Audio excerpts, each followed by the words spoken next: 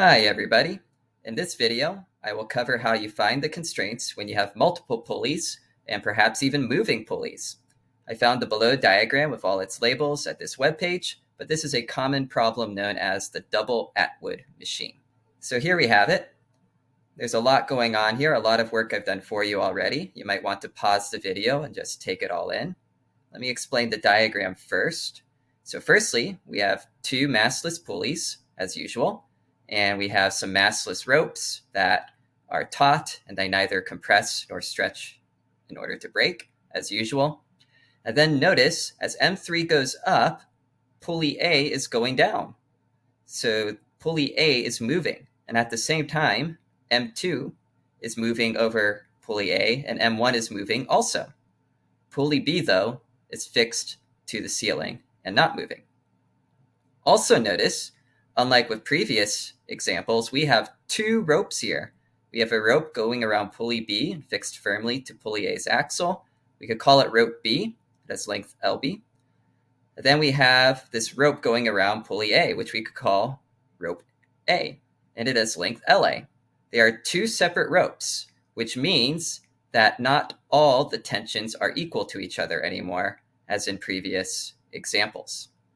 Finally, I put my origin on the ground and made the up direction positive and to the right positive per the usual convention. Of course, all we are interested in is the y direction because that's the only direction where we have movement acceleration happening. I've drawn the free body diagrams for M1, M2, and M3 and drew their Newton's second law, wrote their Newton's second law equations out as well. All the tensions are positive because I made the up direction positive. And then finally, I did something unusual here, and I wrote a free body diagram for pulley A. This is unusual because we don't usually draw free body diagrams for massless objects, but you will see why this is important soon enough. I'm going to write out its Newton's second law equation as well, but first, let's take care of the tension constraint. So we have two ropes here. In rope B, that's where tension 3 and tension 4 are. So one constraint is that tension 3 and tension 4 are equal. We could call it tension B. And likewise, tension 1 and tension 2 are equal because they're in the same rope. Tension is the same in a rope. So we could call this tension A. So let's go ahead and plug in that constraint into my Newton's second law equations. Tension 1 and 2, they become tension A. Tension 3 becomes tension B. And now I will go ahead and write out that Newton's second law equation for pulley A. We have tension 4 going up, which we saw already was tension B. And then we have tension 1 and tension 2 going down, because remember Newton's third law, right? So the ropes are pulling down on pulley A with tension 2 and tension 1.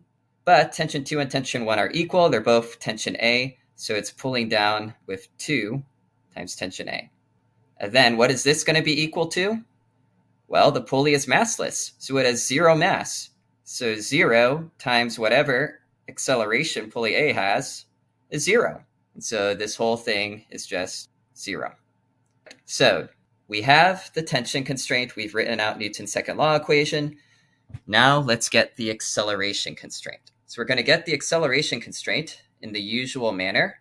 We're going to write position functions for our masses. So you can see y1, y2, and y3, also known as coordinate functions.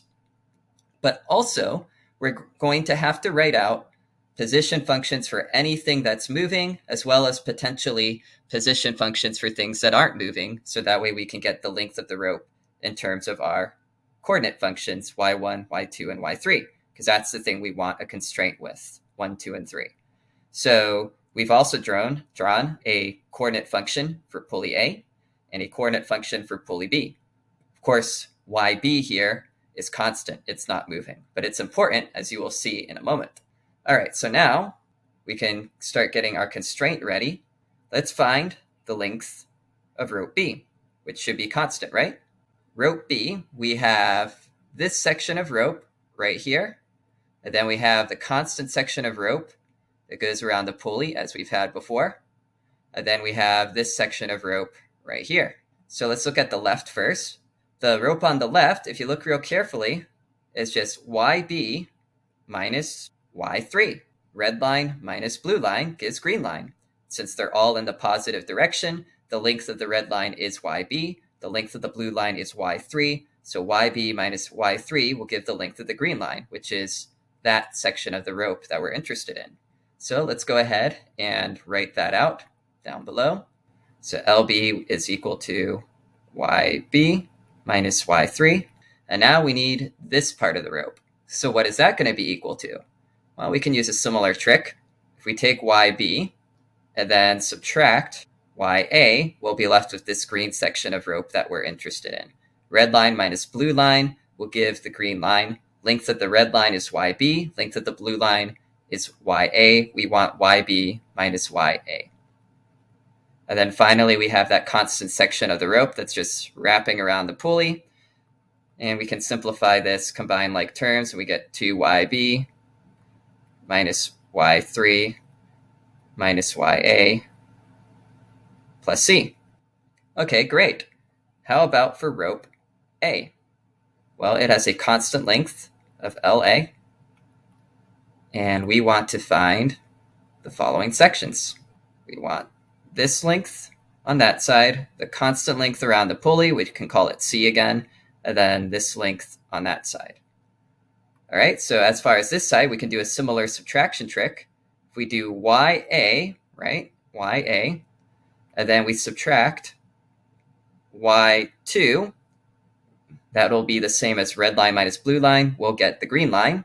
And then similarly, if we take YA and subtract Y1, we'll get the green line on the other side. So all together then, we have YA minus Y2, the green line on the left, and then plus YA minus Y1, the green line on the right, and then plus C for the constant portion that just wraps around the pulley. All right, we can simplify this as we did the other ones, combining like terms. And so you get 2YA, and then minus Y2, minus Y1, plus C. All right, we have our constraint equations. And now, as usual, we can take the time derivatives of both sides twice, and that will give us our acceleration constraints. So remember, when you take your derivatives, anything that's constant goes to 0. So LB over here, even after the first derivative, goes to 0. But of course, derivative of 0 is still 0.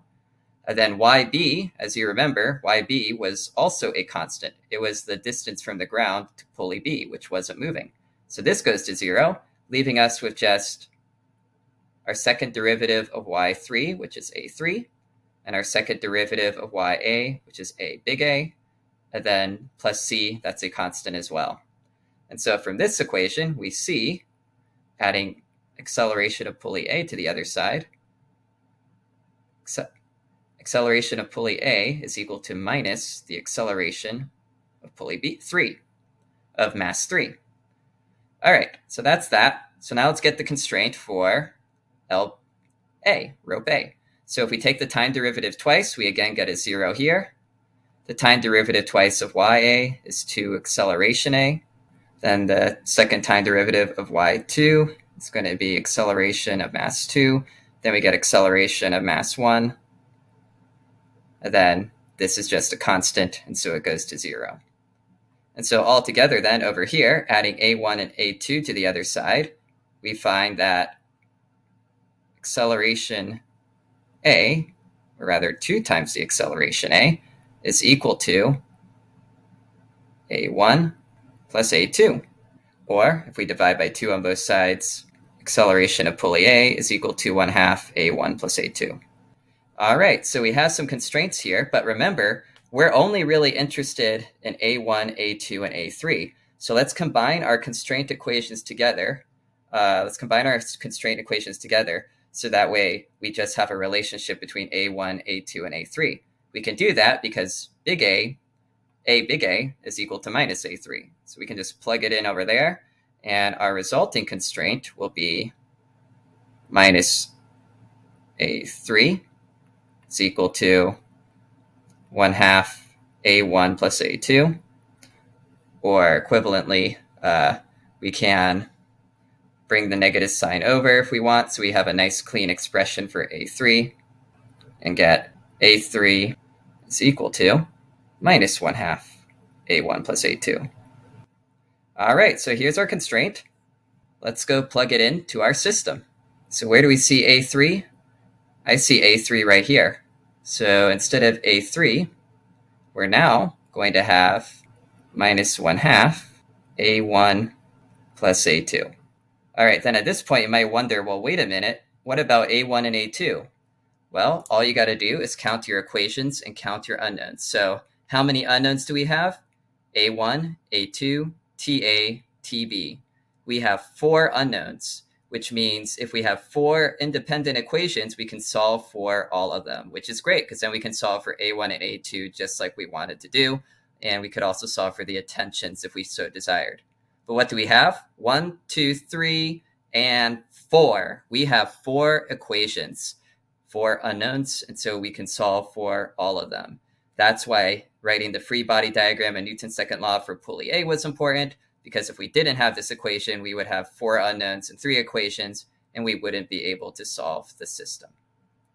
So there you have it. That's solving multiple pulleys, moving pulleys, the double Atwood machine.